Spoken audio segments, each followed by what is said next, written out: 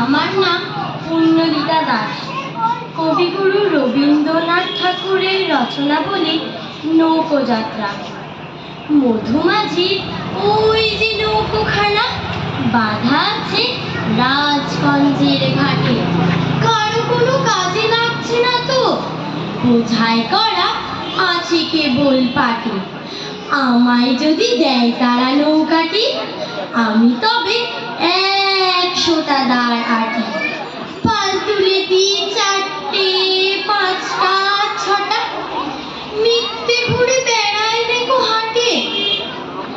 আমি কেবল যাই একটিবার 7 সমুদ্র 13 নদীর পার।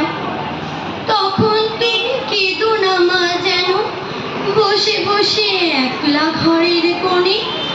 আমি তোমার যাচ্ছি নেকো চলে, রামের মতো 14 বছর বনে। আমি যাব রাজপুত্র হয়ে, নৌকো ভরা সোনা মানিক বয়ে। আশুকে আর শ্যামকে নেব সাথে, আমরা শুধু যাব মা 3 জনে। আমি কেবল যাব একটিবার 7 সমুদ্র 13 নদীর পার। ভোরের বেলা দেব নৌকো ছেড়ে, দেখতে দেখতে কোথায় যাব ভেসে। দুপুর বেলা তুমি পুকুরে ঘাটে, আমরা তখন নতুন রাজার দেশে।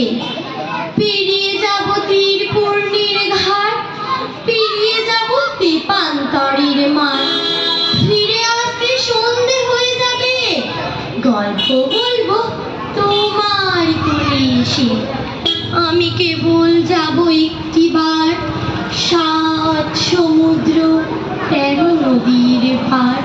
নমস্কার।